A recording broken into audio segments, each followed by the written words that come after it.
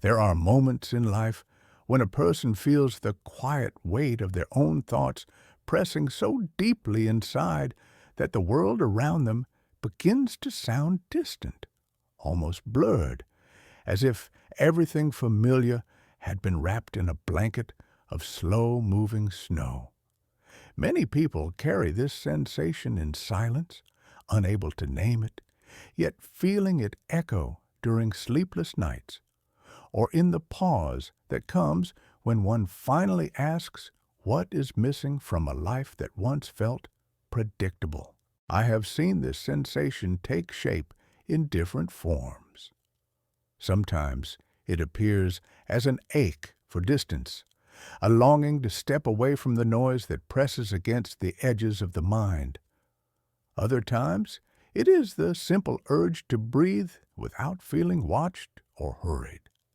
Among those who carry this quiet restlessness was a man who found his answer not by searching for comfort in the world, but by walking away from it entirely. His journey began with something simple, something anyone could recognize, a moment when he realized that the life he lived was no longer the life he wanted. It was not a moment of dramatic collapse. It was not a painful break. It was simply an understanding that had grown quietly inside him, like roots spreading beneath frozen soil, steady and patient. And when that understanding finally surfaced, he stepped into the cold with a calm heart and walked toward the mountains of Alaska, where the frozen silence would teach him who he truly was. When he first arrived in the high valleys of Alaska, he felt a sense of presence unlike anything he had ever known. The air was cold enough to sting the lungs, yet it felt clean, pure in a way that made each breath feel like a kind of renewal. The land stretched out with a vastness that made him pause.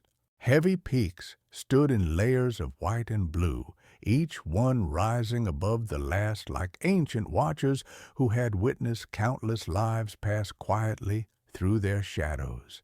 There were no voices here except the wind moving between trees and cliffs, no demands, no rush, only the slow rhythm of nature itself.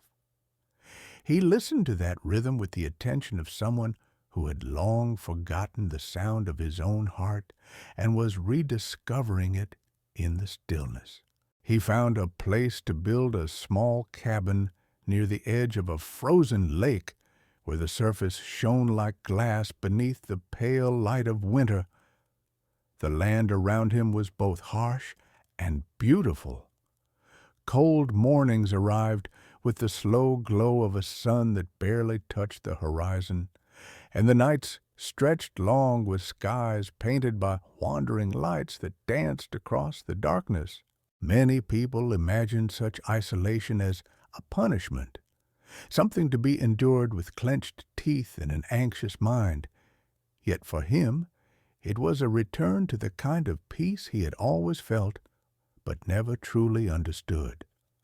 The silence did not frighten him.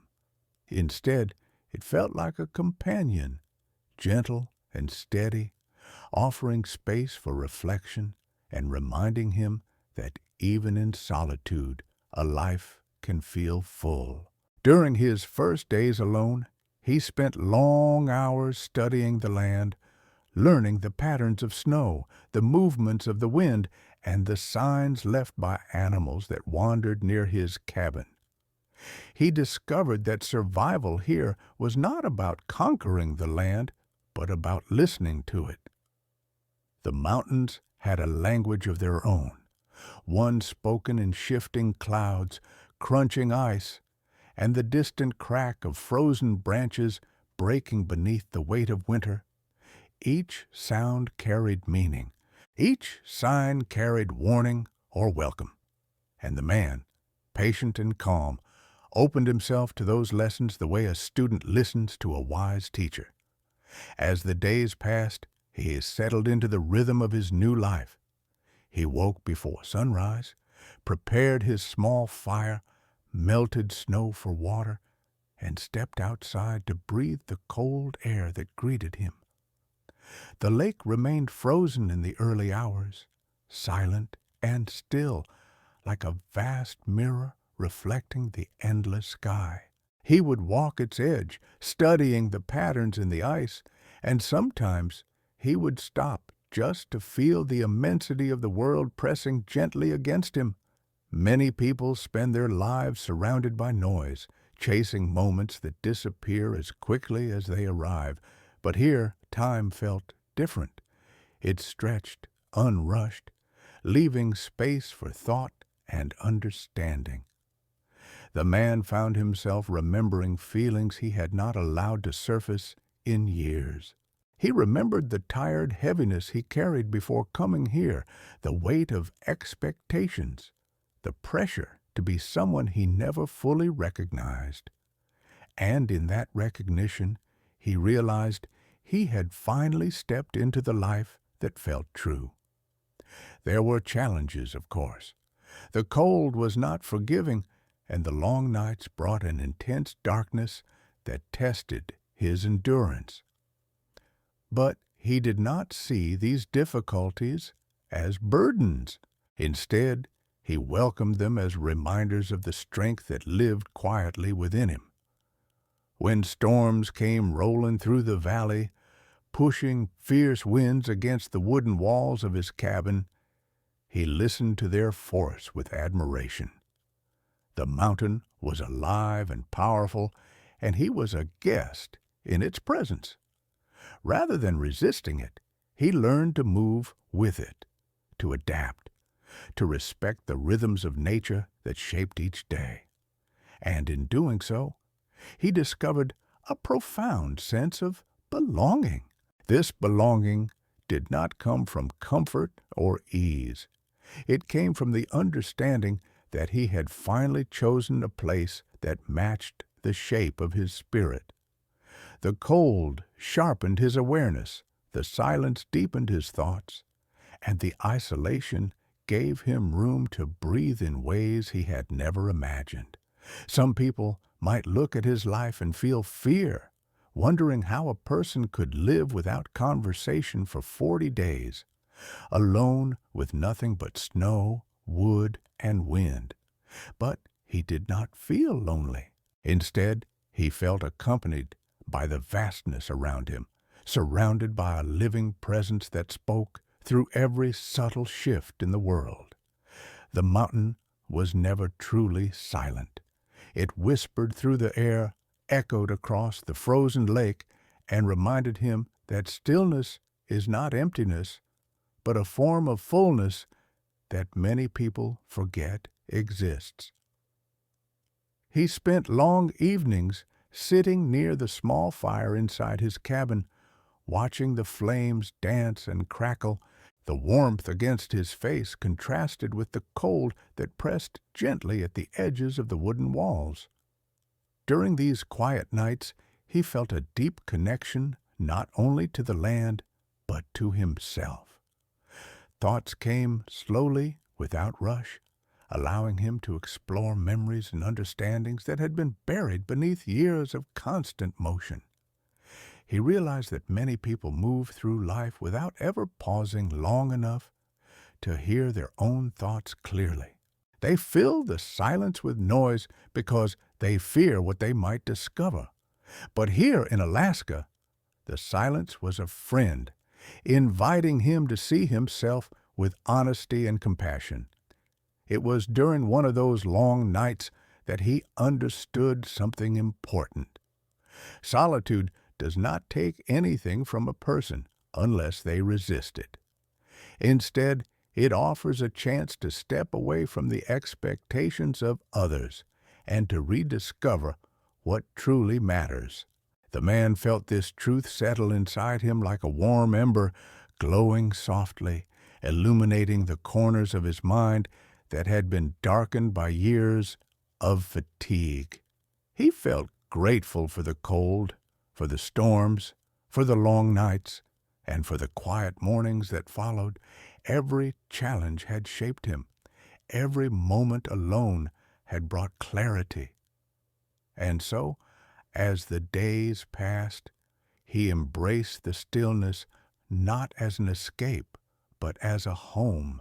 The mountains of Alaska had become the place where he rebuilt himself, not through achievement or ambition, but through acceptance.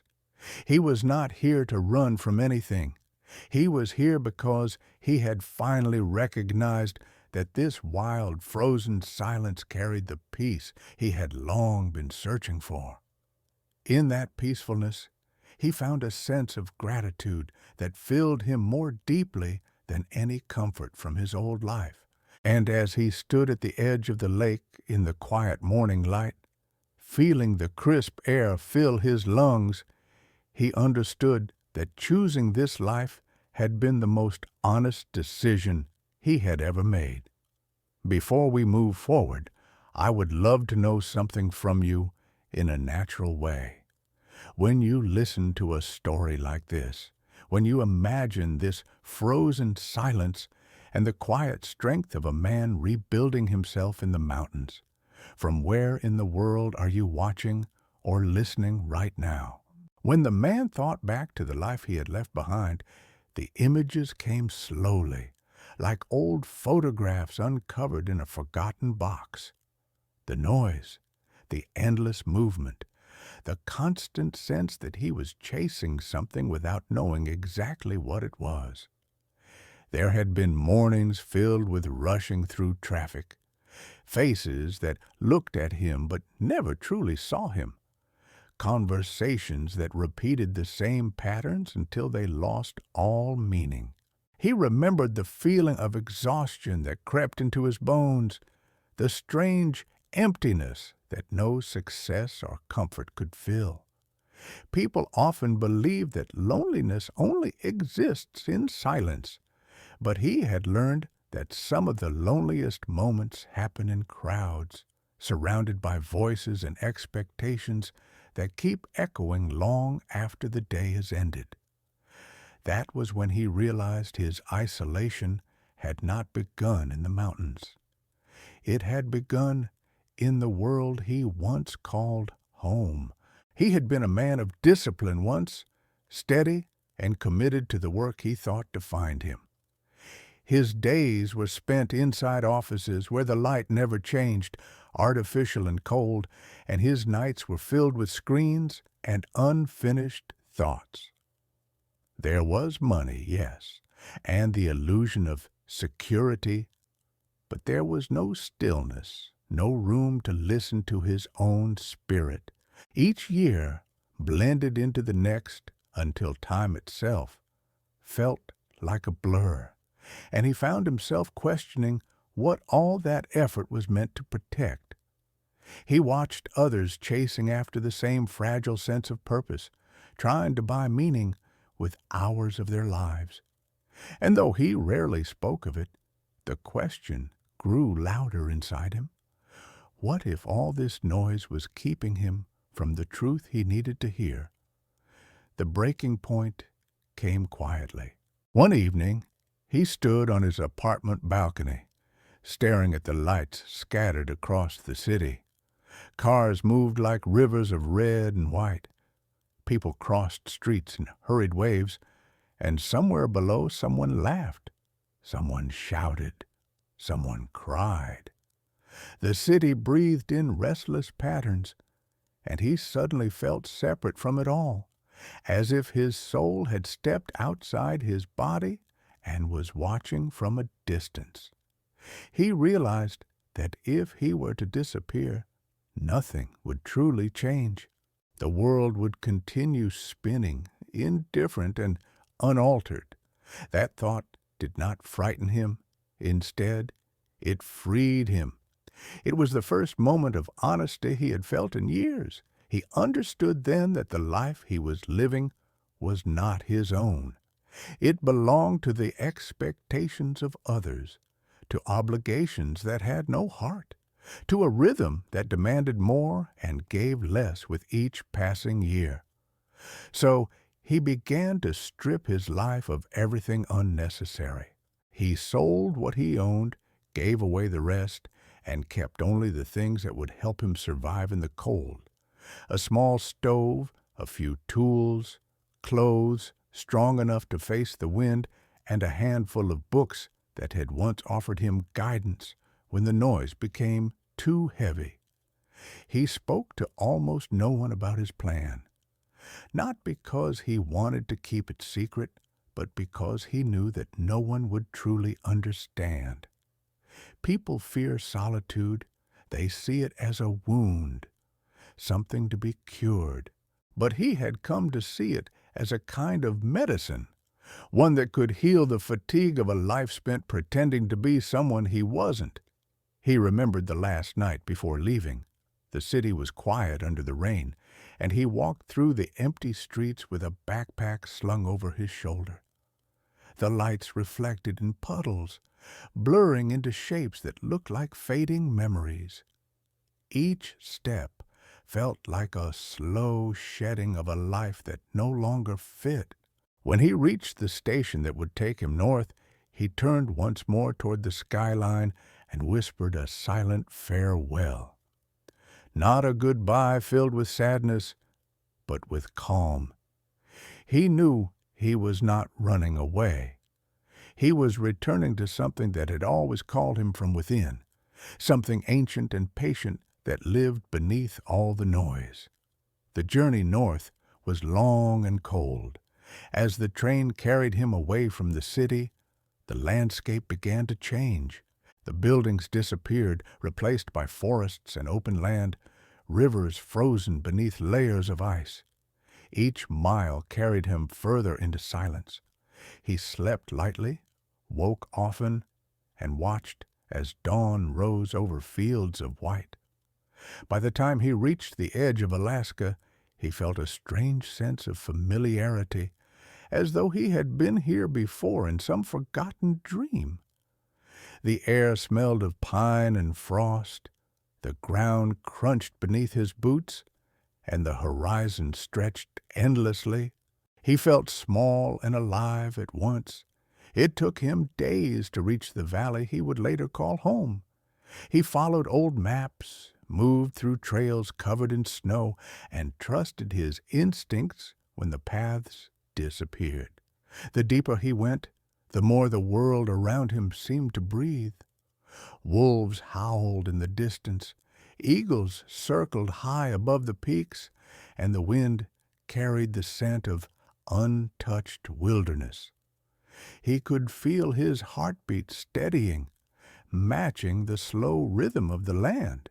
There was no clock here, no schedule, only the endless dialogue between man and nature, and in that dialogue he began to feel something he had lost long ago, a sense of belonging to something larger than himself. When he finally reached the frozen lake, he knew he had found the place. The air was crisp, the silence deep, and the mountains rose in solemn beauty around him. He built his shelter with his own hands, cutting logs, shaping them carefully, and sealing the spaces between them with snow and clay. Each movement carried meaning. Each sound of the axe against the wood felt like a heartbeat. It was as though the act of building this cabin was building him anew, layer by layer, until the noise of his old life faded completely. By the time he lit his first fire inside that small space, the warmth that filled the room was more than heat. It was peace. The first nights were difficult. The silence felt heavy, almost overwhelming. He could hear the snow shifting on the roof, the creak of the wood as it settled, the faint pulse of his own breathing in the dark. But instead of fearing it, he listened. He realized that silence is not empty. It is full of truths that the world tries to cover. In that silence, he began to see his past clearly. The choices he made, the mistakes he repeated, the things he had chased, believing they would make him whole.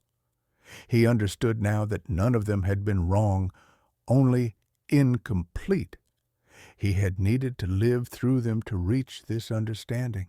Every failure, every restless night, every quiet disappointment had led him here, to this frozen peace.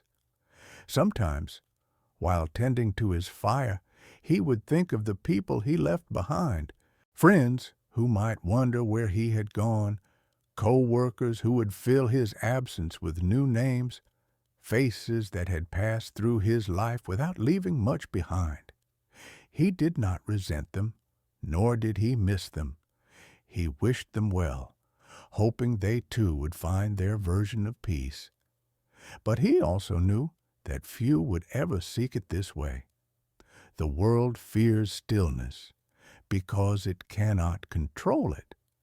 And yet, he thought, stillness is where life truly speaks. There was one memory, however, that stayed with him more than the rest.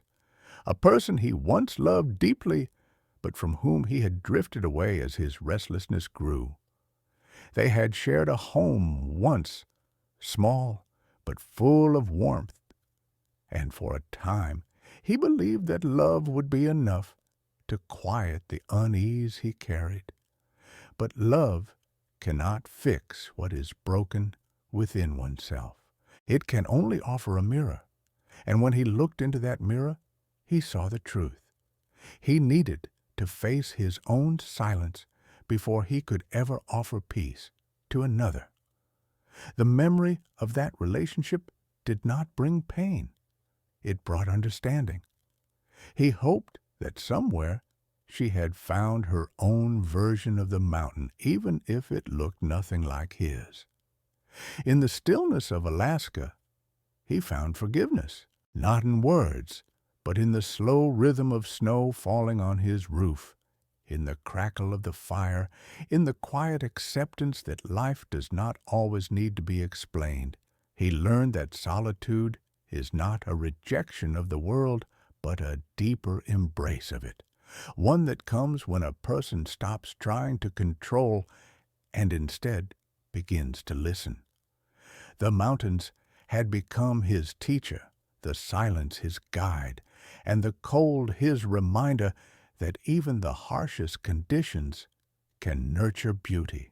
When he looked back on those first 40 days of isolation, he realized they were not about surviving the cold or proving his strength.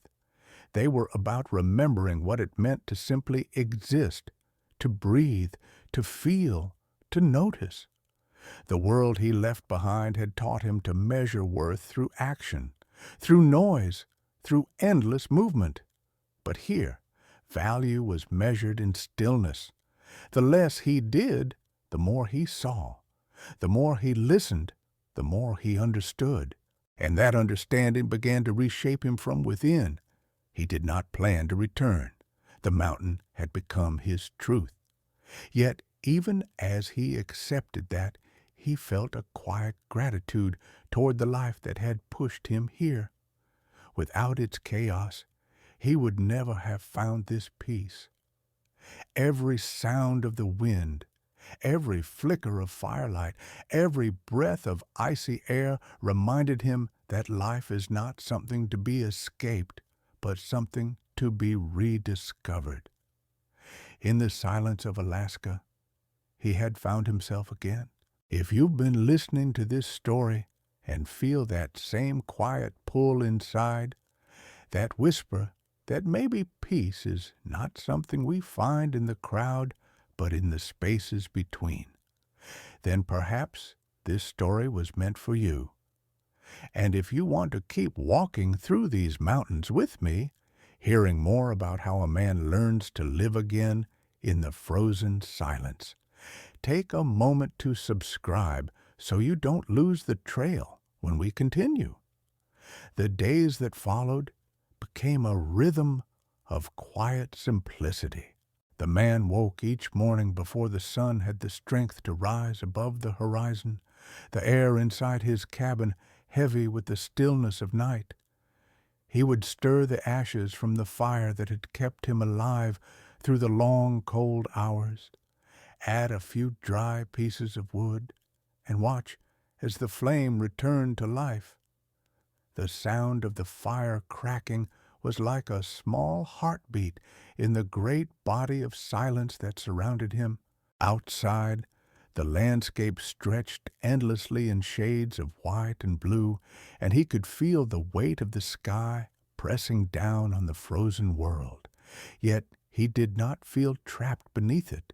He felt held, as though the land itself had accepted him, acknowledging his presence not as an intruder, but as something that now belonged to its rhythm. Every morning he stepped outside to breathe the cold air, sharp enough to sting the lungs, but pure in a way that made him feel renewed. He moved slowly through his routine, not because he was tired, but because there was no need to hurry.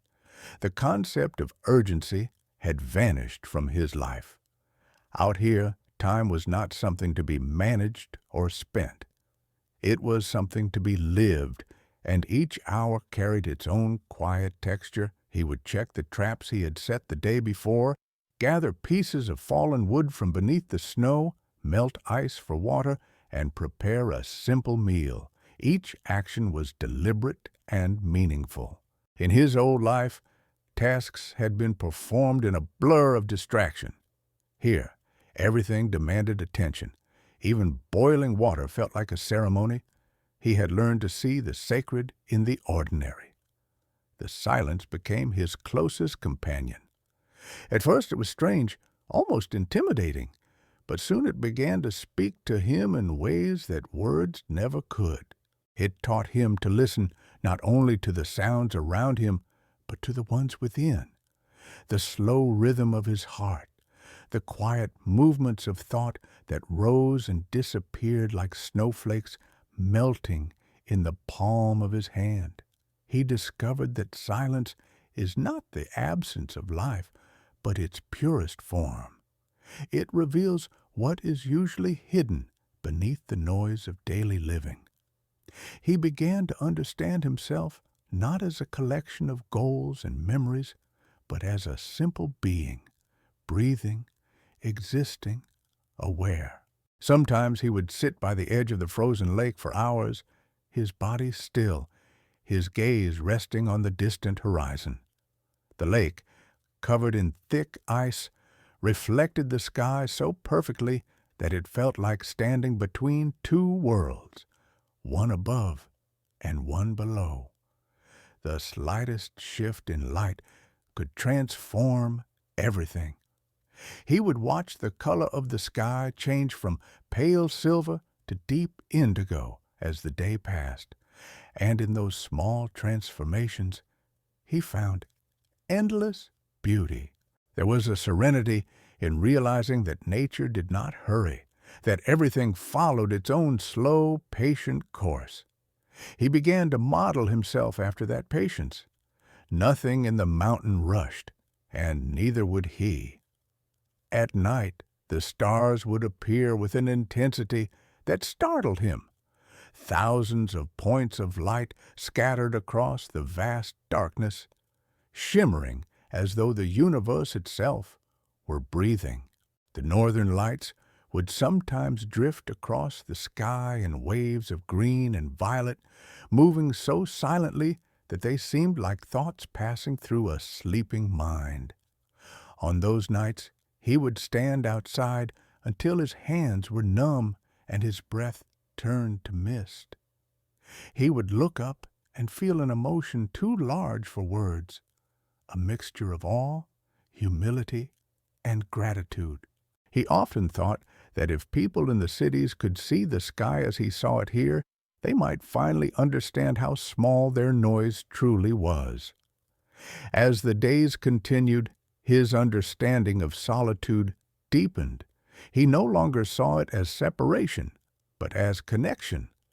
The absence of human voices had made room for something larger, something that felt alive in every tree, every gust of wind, every flake of snow drifting from the sky.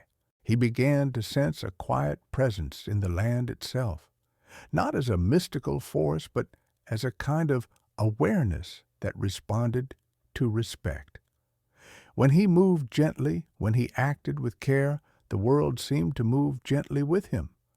When he grew careless, forgetting to listen, the land reminded him of its strength. Once, during a sudden storm, the wind tore through the valley with a ferocity that shook his cabin. The snow piled high against the walls, and for 2 days he could not leave. But he did not curse the storm. He watched it with reverence, understanding that this too was part of the mountain's way of speaking. When the weather calmed, he stepped outside and saw how the world had changed. The landscape was reshaped, covered in smooth, untouched snow, as if the storm had erased everything and begun again. He thought about how life works in much the same way.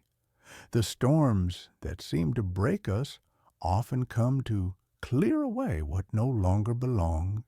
He realized that his decision to leave his old life had been one of those storms. It had felt destructive at first, but now he saw that it had made space for something new to grow. Out here, rebirth was not a metaphor. It was the law of the land. Every frozen morning, every quiet evening, was a reminder that endings and beginnings are the same thing viewed from different sides of time. He learned to read the land as one might read a book. The footprints of animals told stories of hunger and survival. The patterns in the ice revealed the slow movements of water beneath the surface. The trees, bent under the weight of snow, taught him resilience. There were days when he followed the tracks of a moose or a fox, not to hunt, but to understand. To move in the footsteps of another living creature was to remember that he was not alone in this place. Life pulsed everywhere, quiet but constant. He felt honored to witness it. Inside the cabin, life was equally simple. He kept a small journal, writing thoughts by the dim light of a lantern. His handwriting had become slower, more deliberate, as if his thoughts themselves had taken on the rhythm of the mountains. He wrote not to record events, but to understand his own stillness. The pages were filled with reflections about what it meant to be human, what it meant to be alive. He often wrote about the difference between being alone and being lonely. Loneliness, he realized, comes from wanting to be somewhere else, from resisting the present. But solitude, true solitude, is the art of being fully where you are. When he wrote that line, he smiled quietly. It felt like something he had been trying to say all his life, but only now understood. Food became another form of meditation. He ate simply, dried meat, roots, the occasional fish from the lake when the ice allowed it. Each meal was small but satisfying. The hunger that once made him restless had softened into gratitude. He realized that one does not need abundance to feel rich. He had warmth, sustenance, air that filled his lungs with clarity, and time that belonged to no one but him. In the city, he had possessed much more, yet felt constantly deprived. Here, with so little, he felt full. As the weeks turned into months, his body grew stronger. His movements became efficient, graceful in their simplicity. He no longer wasted energy on unnecessary motion or thought. He felt aligned with the land, a part of its vast, patient pulse. There were moments when he would stop in the middle of some small task, chopping wood, gathering water, repairing a wall, and feel an overwhelming sense of peace, a quiet certainty that this, exactly this, was what it meant to live. Sometimes he wondered what others might think if they saw him now. Would they see a man who had lost everything or a man who had finally found something? He decided it did not matter. The need for validation, for being understood, had disappeared. The mountain had no audience, and yet it existed in perfect truth. That was enough for him. In a world obsessed with being seen, he had chosen to disappear, and in doing so, had finally become real. There were moments of difficulty, of course. Nights when the wind was too strong, when the cold crept in no matter how fiercely the fire burned, when loneliness brushed against him like a shadow. But even in those moments, he found comfort. He would remind himself that struggle is not a punishment, but a teacher. The cold taught him endurance. The darkness taught him faith. And the silence taught him to listen. These were lessons no human could have given him, for they were written into the language of the earth itself. By the end of his 3rd month, he realized that he had stopped counting days. Time had dissolved into a single, continuous present. He did not know if it was Monday or Sunday, January or March. Such labels no longer held meaning. The only calendar that mattered was the slow turning of the light, the subtle changes in the air, the quiet rhythm of his own breathing. Life had become simple, not because it lacked complexity, but because it no longer needed explanation. He often thought that if others could experience even one day of this stillness, they might see their own lives differently. They might understand that peace does not come from control, but from surrender. He did not mean surrender as defeat, but as trust. Trust in the rhythm of things, in the quiet intelligence of the world. Every falling snowflake, every gust of wind, every flicker of fire carried that same wisdom. He had learned to see it, to feel it, to live within it. And so his days continued, one folding into another like waves on a frozen shore. Each morning he woke with gratitude. Each night he slept without fear. The silence had become his friend, his teacher, his mirror. He had entered the mountain as a man searching for escape, but now he understood that he had not escaped the world at all. He had found it again in its purest form. In the language of snow and fire, wind and stillness, he had learned what it meant to be alive. It was during the deep stretch of winter, when the nights were longer than the days, and the light seemed to struggle against the weight of the cold, that the mountain decided to test him. For weeks, the temperature had dropped lower than he had ever felt before, and the wind carried a sharpness that could cut through even the thickest layer of fur and cloth. The silence that once felt like a friend now seemed heavier, filled with an invisible tension that lingered in the air. He could sense it in the way the birds had vanished, in the stillness of the trees, in the way the frozen lake groaned quietly under the weight of the ice. Nature was holding its breath, waiting for something to come. And when it came without mercy. The storm began at dusk, a soft wind that grew into a violent roar. Snow swept across the valley in great white waves, spinning through the air like spirits fleeing from the mountain. The man secured the door of his cabin and reinforced the windows with wooden boards. The sound of the storm surrounded him, a deep, endless voice that seemed to speak from every direction. He could feel the pressure of the wind pushing against the walls, the cold seeping in through the cracks no matter how tightly he sealed them. Inside, the fire burned brightly, but even its warmth felt fragile against the power that raged outside. He sat near it, wrapped in heavy blankets, listening to the fury of the world beyond his door. For the first time since arriving, he felt a flicker of fear. But fear, he knew, was not an enemy. It was a reminder of life, of awareness, of respect. The mountain was not cruel. It was simply honest. It revealed the truth of what one could and could not control. The man closed his eyes and let the sound of the storm fill him.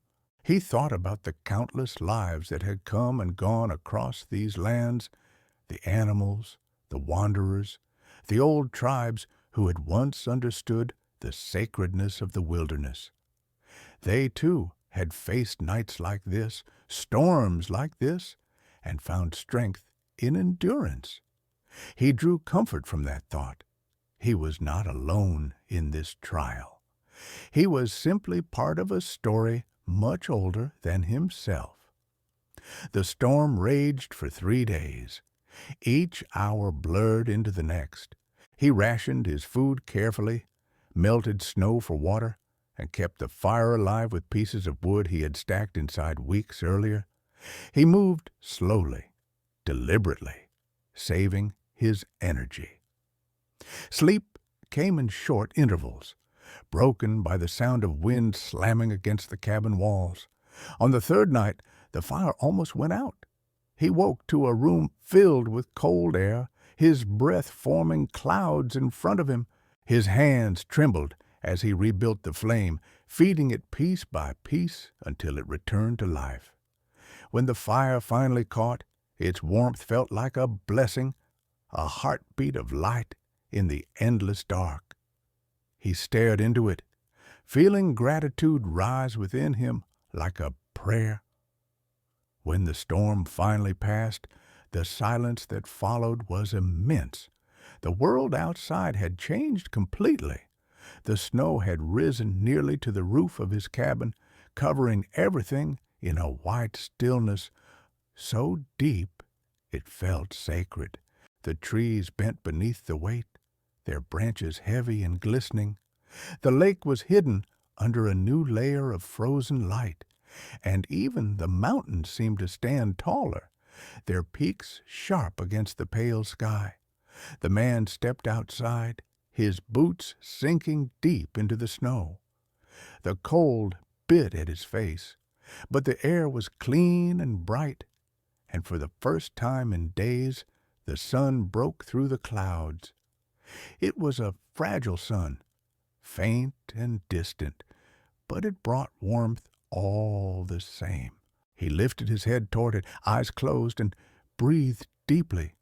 The fear he had felt was gone, replaced by a quiet strength. The storm had not defeated him. It had transformed him. In the days that followed, he moved carefully through the reshaped land. The snow made travel difficult, but it also revealed beauty he had never seen before. The frozen trees sparkled like glass. The mountains glowed faintly in the soft light of the sun. Even the air seemed different, purer, quieter, as if the storm had swept away not only the snow but also every trace of unnecessary thought. He realized then that the mountain does not give lessons through comfort. It teaches through challenge. Every difficulty is a doorway, and only by stepping through it can one truly see what lies beyond. He had stepped through and found not weakness, but peace. One morning, while exploring the edge of the forest near the frozen lake, he discovered something unusual. The storm had broken a section of ice near the far shore, and beneath it a small stream still moved, dark and alive. He knelt beside it, watching the slow current swirl under the surface. It was a reminder that even in the coldest silence, life persists. He reached out and touched the ice, feeling the faint vibration of water beneath. It was then that he noticed footprints in the snow, large, heavy tracks leading from the forest to the edge of the stream. They belonged to a bear, likely searching for something to eat, moving through the valley in quiet hunger. The man followed the tracks for a short distance, careful not to disturb them. The trail led up a small ridge overlooking the frozen lake, and from there he could see the vast expanse of white stretching in every direction. The view took his breath away. In that moment, he understood the power of presence, how every living thing, even a solitary man or a wandering bear, is part of the same silent conversation. That night, as he sat by the fire, he thought about what the mountain had taught him. In the world he had left, people often spoke of strength as something loud, visible, something proven by dominance or success. But here, strength was quiet. It was the patience to endure, the humility to listen, the willingness to face the unknown without demanding control. True strength, he realized, was the ability to remain still when everything around you demanded movement. The storm had shown him that. It had stripped him of comfort and revealed what remained. A man who could stand alone in the face of nature's vastness and not feel afraid. As the light of the fire flickered across the walls of his cabin, he began to feel something shift inside him. The silence was no longer just the absence of sound. It had become a living thing, an energy that filled the space between every heartbeat. It carried memory and meaning. It connected him to the world in ways he could not explain. He thought of his old life again, but not with regret. He saw it now as a necessary step, the road that had led him to this moment. Without the noise, he would never have understood the value of quiet. Without the endless movement, he would never have discovered stillness. He realized that everything, every mistake, every disappointment, every restless night had been leading him here. Days passed, and the sky began to change. The long darkness of winter slowly gave way to the softer light of early spring. The snow melted in small streams that trickled down the mountainsides, and the air grew warmer, filled with the scent of pine and thawing earth. The lake began to crack and shimmer as water returned to its surface. The man watched these changes with quiet awe. He felt as though the world were awakening, and in its awakening, he too was reborn. The rhythm of his life shifted once again, from survival to observation, from endurance to discovery. He began to explore further from his cabin, moving along the ridges and valleys that stretched beyond his familiar surroundings. Each step revealed something new. The tracks of deer hidden beneath the trees, the sound of water flowing beneath ice, the distant call of a bird returning from migration. Every detail felt significant. The mountain was alive, and he was learning to read its language with increasing fluency. He began to understand how the wind could change just before a storm, how the smell of the air could predict the coming of rain, how the pattern of clouds could tell him what the next day would bring. These were not skills he had learned from books, but from attention. The world reveals itself to those who truly look. It was during one of these walks that he stumbled upon something unexpected. An old wooden structure half buried in snow at the base of a ridge. At first he thought it was part of a fallen tree, but as he brushed the snow away, he realized it was a small cabin, long abandoned. The wood was gray and worn, the door half broken, the roof sagging beneath years of weight. Inside, the air was cold and still, filled with the faint scent of age. There were remnants of another life, a rusted lantern, an old tin cup, the remains of a blanket turned to dust. He stood there for a long time, imagining the person who had once lived in this place. Someone, perhaps long ago, had come to this same mountain seeking what he had sought: peace, solitude, meaning. He felt a kinship with that unseen soul, a silent connection across time. It was proof that he was not the first to walk this path, nor would he be the last. The mountain had always called to certain hearts, those who could hear the quiet voice beneath the noise of the world. He left the cabin untouched, a small monument to the lives that had passed through this valley before him. As he returned to his own shelter, he carried with him a renewed sense of gratitude. The discovery reminded him that solitude does not mean isolation. Even in silence, we are part of a long, invisible lineage of those who have searched for truth in the wilderness. He was not alone. He was simply part of the mountain story. That night, he wrote in his journal that he had learned more in the stillness of the past months than in all the years of his old life. He wrote that the mountain teaches without words, and that the storms are not punishments, but lessons. He ended with a simple line that felt like the truest thing he had ever written. Peace is not something we find, but something we remember. He looked up from the page, watching the fire burn low, and smiled.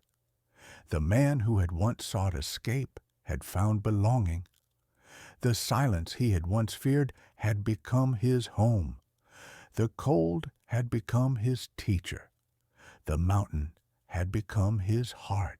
If you are listening to this story and feel drawn to this quiet strength, to this way of living that asks nothing but awareness, take a moment to stay close. Subscribe so that you can keep walking through these frozen valleys with me, where each silence reveals a little more of what it means to be alive. As the months drifted by and the mountain slowly shifted from the silence of winter to the quiet renewal of spring, the man found himself reflecting more deeply on what it meant to live apart from the world.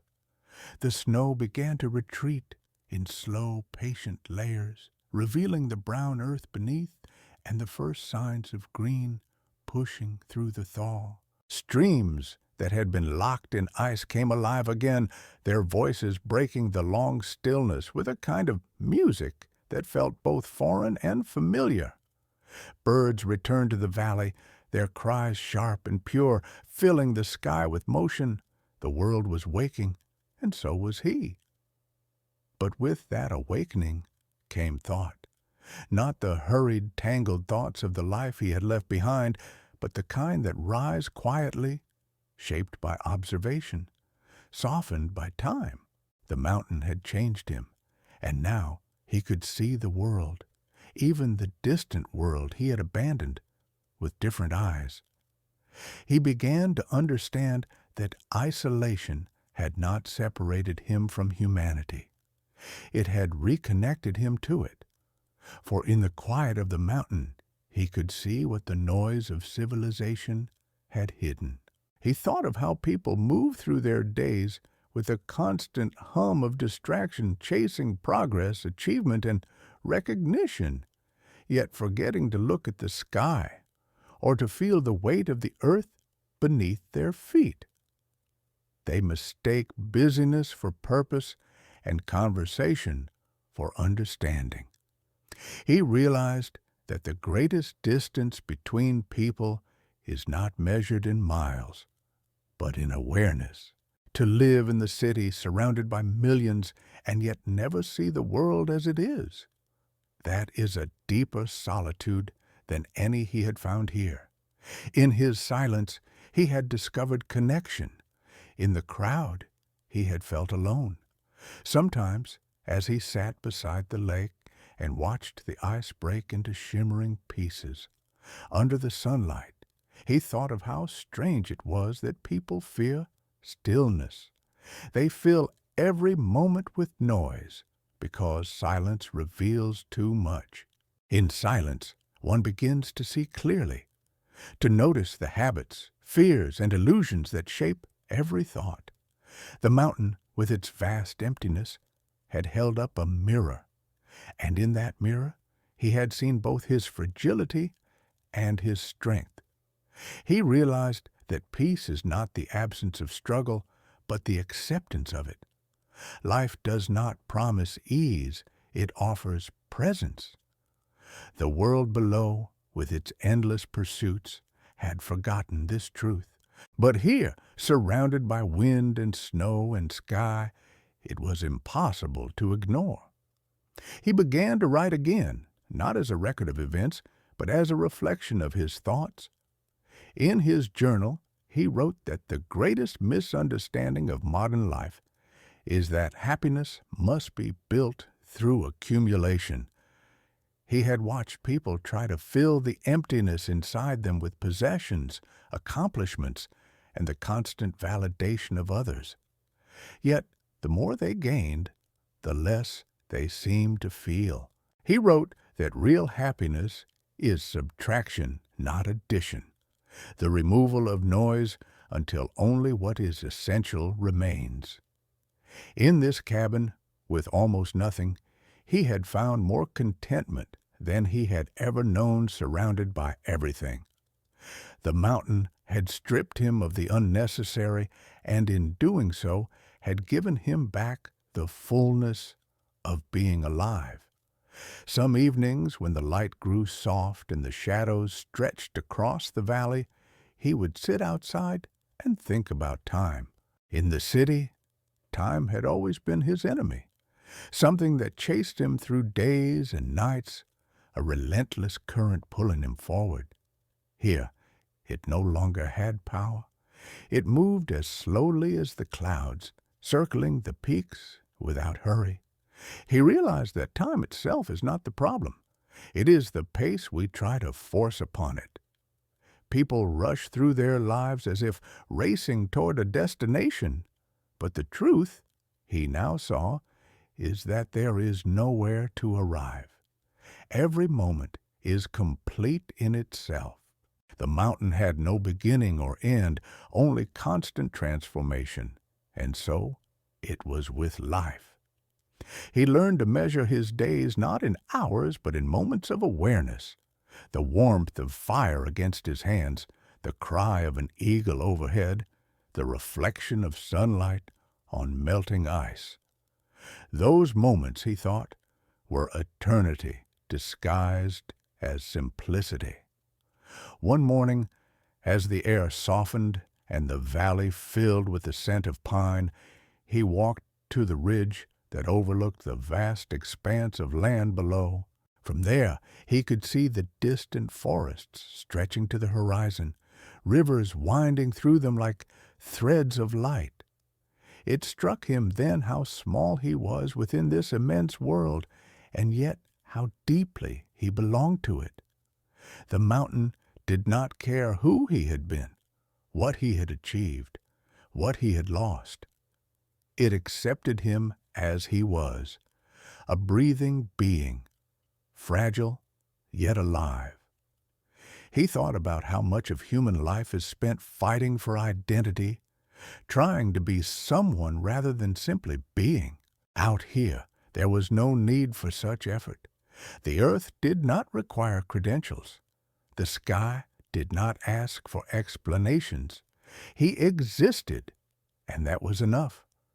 He began to think of the world below with compassion rather than frustration. He realized that the people who rush and worry are not wrong. They are simply lost, searching for the same peace he had found here, but in places where it cannot be kept. He knew because he had been one of them. The noise, the movement, the endless striving had been his way of avoiding the stillness that now sustained him. He felt no superiority for having left it behind. Instead, he felt understanding. He knew that not everyone was meant to live in solitude, but everyone, in their own way, longed for quiet. The mountain had given him that gift, and now, when he thought of the world, he wished he could share it, not the cold, not the isolation, but the calm, the awareness, the freedom that comes from listening instead of speaking.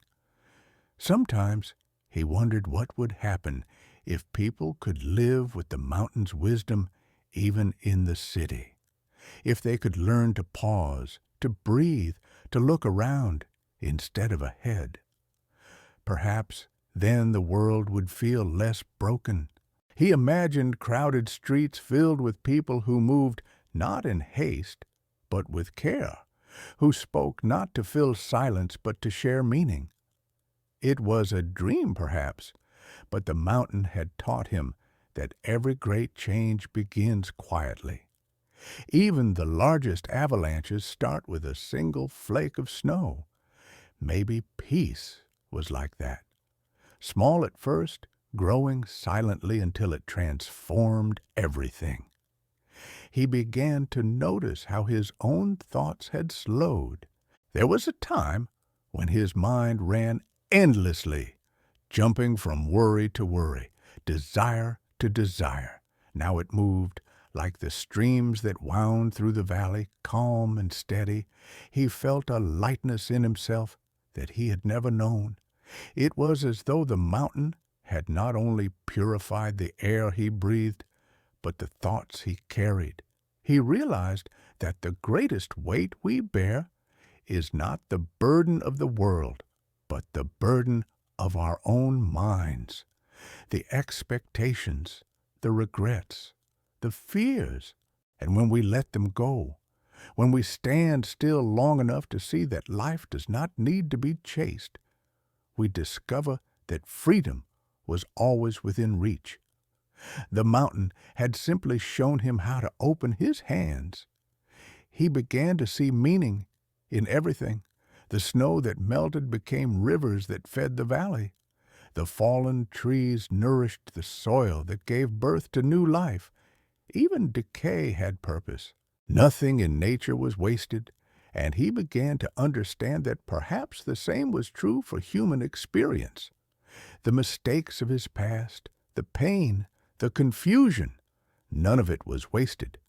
It had shaped him, refined him, led him here. Every struggle was part of a larger cycle, and peace came not from escaping the cycle, but from understanding it. He wrote in his journal that evening that there is no wasted suffering, only lessons that have not yet revealed themselves. When he read those words back, he smiled. The mountain had turned him into a philosopher without his noticing. That night, as he sat by the fire, he thought about the future. For the first time, he realized that he no longer feared it. The future had always been a weight in his old life, something to plan, to control, to conquer. But here he saw that the future is not a place we move toward, but something that unfolds through us when we are present. He understood that life's greatest act of courage is to trust its flow. He closed his eyes and felt the warmth of the fire against his face. He had no plans, no deadlines, no ambitions left to chase. And in that absence, he found fullness. As spring deepened into summer, the valley grew green, and the sound of running water filled the air. He spent his days tending to small tasks, repairing the roof, planting a few seeds in the soft soil near his cabin. He watched them grow with quiet fascination, amazed by the patience of life. Everything in nature knew when to begin, when to rest, when to let go. He realized that humans are the only creatures who fight against their own rhythm. Perhaps, he thought, wisdom is simply learning to move with the world instead of against it.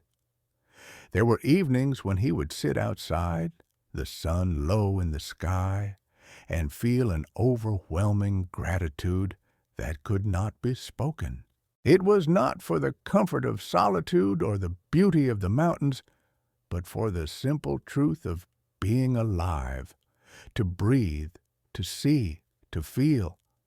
That was enough. He wished that the people who hurried through their lives could feel it too, even for a moment. Perhaps then they would understand that peace is not something distant, hidden in the wilderness or buried in silence. It is always here, waiting beneath the noise, asking only to be noticed. He knew now that the mountain had not changed him so much as reminded him who he had always been, a man capable of quiet, of thought, of gratitude. The mountain did not give him peace. It revealed the peace that had been waiting inside him all along, and that realization, more than any comfort or beauty, was his greatest discovery. He looked at the world below the ridge one last time that evening, the rivers glinting under the setting sun, the air filled with the scent of earth and pine. He thought about the people still rushing somewhere far away, and he sent them a silent wish, that they too might find a piece of the stillness that had saved him. If you have walked with me this far through the frozen silence and felt something stir inside you, a thought, a question, a quiet sense of recognition, then stay close. Subscribe and keep following these paths through the mountains with me, where the story of the man and the silence continues to unfold. When the light of summer began to fade and the air grew sharp once more, the man noticed how easily the seasons turned in the mountains. Nothing resisted the change. The trees surrendered their green, the rivers slowed, the wind shifted its tone. There was no struggle in the transformation, only a quiet acceptance that this too was part of life. Watching it, he understood that peace is not about stillness without change, but stillness within change. The mountain never fought the cold or the thaw. It simply became what the moment required. That was the secret of its strength. And so he too learned to live that way, without resistance, without the constant need to hold on or to push forward.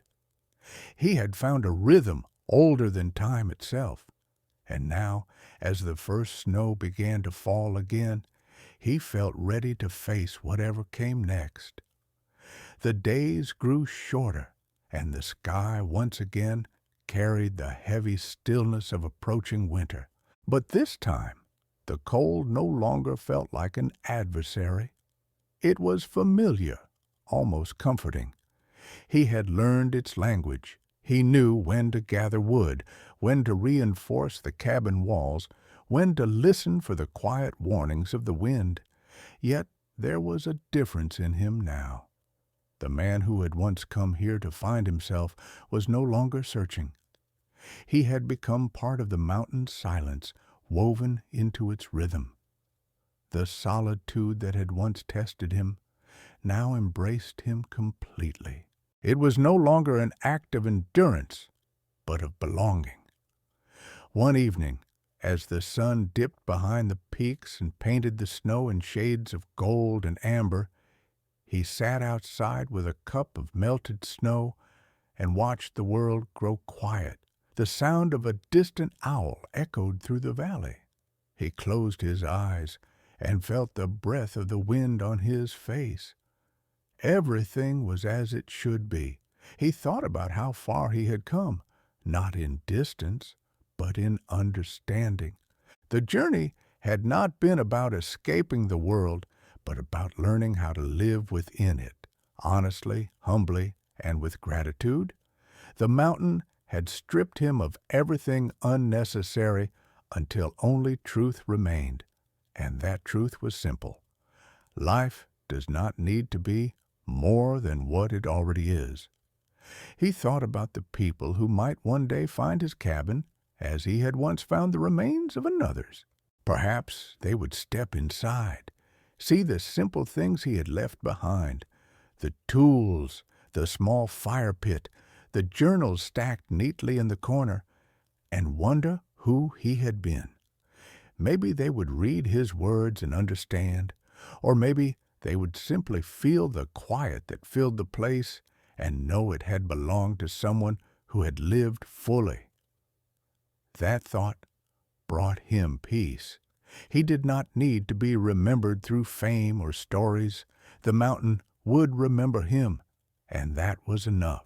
Its wind would carry traces of his breath, its soil would hold the ashes of his fire, and its silence would continue the conversation they had shared.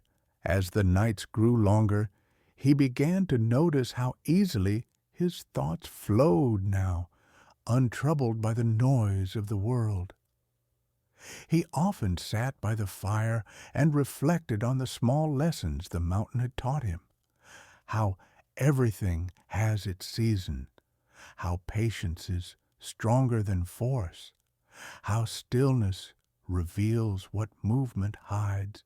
He realized that wisdom is not something learned, but remembered, a truth already written inside each person, waiting only for silence to be heard. He had spent most of his life trying to become someone, chasing shadows of meaning through cities and noise, only to find that peace had always been there, quiet and patient, waiting for him to stop running. Sometimes he imagined walking back to the edge of civilization just to see what it would feel like. Not to stay, but to look once more at the faces of people who had forgotten stillness. He wondered what he would say if someone asked why he had gone into the mountains. Perhaps he would tell them that he had not gone to find answers, but to learn how to live with questions, that he had discovered silence not as an emptiness to be feared, but as a presence to be loved. That solitude is not the absence of others, but the presence of oneself. But then he would smile, because he knew words were never enough. Some truths cannot be explained, they must be lived. And so he stayed where words were unnecessary. When winter returned, he welcomed it like an old friend. The lake froze again, the air grew sharp, and the long nights wrapped the valley in stillness. He moved through each day with calm efficiency, tending the fire, gathering what he needed, writing in his journal. The rhythm of life had become second nature, a kind of meditation. He no longer counted days or seasons. Each moment was complete. The cold no longer felt cold, the dark no longer heavy. Everything simply was. He had become the mountain's reflection, strong, quiet, and unchanging in his acceptance of change. One morning, after a night of heavy snow, he woke to find the world outside silent and white. The light was so soft, it seemed to come from everywhere at once. He stepped outside and stood in the knee-deep snow, breathing slowly, his eyes tracing the untouched expanse stretching before him. It was then that he felt something he had never felt before. Not joy, not sadness, but a deep, wordless harmony, as if his heartbeat had merged with the rhythm of the land itself. He realized that this was what he had been seeking all along. Not peace as escape, but peace as unity. He was no longer separate from the mountain. He was part of its breath, its silence, its endless cycle of death and renewal. And in that understanding, he found complete stillness. Days turned to weeks, and winter deepened. The man grew thinner, his hair now streaked with white, but his eyes were bright and clear. He moved slower, not from weakness, but from calm. He felt time passing not as loss, but as continuation. He knew that one day, perhaps soon, he would become part of the land in a different way. But the thought did not trouble him. He saw death not as an ending, but as another form of returning. The trees would take his breath, the soil would take his bones, and the wind would carry his memory across the peaks. Nothing is ever lost, he thought. It only changes form. He spent his final days writing by the fire, his journal open, his words slow and deliberate. He wrote that life is not a line, but a circle, that every end folds quietly into a beginning. He wrote that silence is not the absence of sound, but the presence of everything. He wrote that peace is not found by leaving the world, but by seeing it clearly without fear or demand. He wrote that love, true love, is not a feeling, but a way of seeing, a way of being open to the life that moves through all things. And when he finished writing, he closed the journal and smiled, knowing that there was nothing more to say. That night the wind rose again, whispering through the cracks of the cabin like a familiar voice. He lay by the fire, wrapped in his blanket, listening. He thought of the lake, the trees, the snow, the countless mornings he had watched the sun rise over the peaks. He thought of the world below, the faces he once knew, the noise that had once filled his life. And he felt only gratitude, gratitude for the journey, for the silence, for the endless teaching of the mountain. When he closed his eyes, he felt the warmth of the fire on his skin, the slow rhythm of his breath, and the quiet presence of the land around him. He did not fight sleep when it came. He let it take him as gently as the snow falling outside his door. In the spring, when the thaw returned and the ice melted once more, the cabin stood silent but whole. The wind moved through the valley carrying the scent of pine and earth, and the lake reflected the sky like glass. Inside the cabin, the journals remained where he had left them, the fire long cold, the silence deep and kind. The mountain, as always, continued, unchanged, eternal, alive. It had welcomed another soul into its story and would wait patiently for the next. The mountain does not mourn those who rest within it. It remembers them through wind and snow, through rivers and roots, through the quiet lessons they leave behind. The man had not vanished. He had become part of everything. The silence he had loved so deeply was no longer around him, but within him, carried through the mountain's breath, through every sound of the world that he had once thought was silence. His life, though lived far from others, was not forgotten. For every person who hears his story, who feels that same quiet ache for stillness, he lives again, not in body, but in understanding. The mountain continues to speak through him, reminding all who listen that peace is not somewhere far away. It is here, beneath the noise, waiting for the courage to be heard. And so, when you listen to this story, when you picture the frozen lake, the cabin, the solitary man wrapped in the quiet of Alaska's vast silence, know that it is not just his story.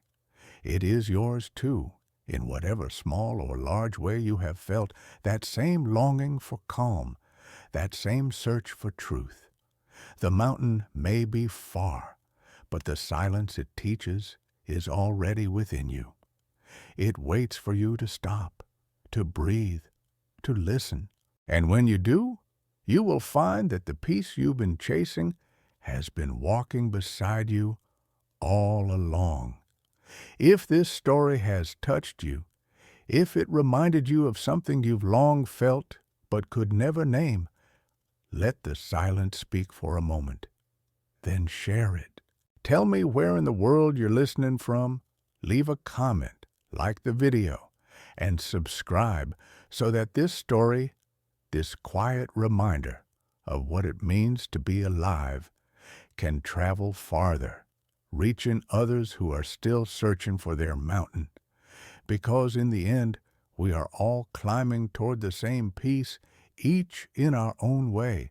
And sometimes all it takes is a single story to remind us that we are already home,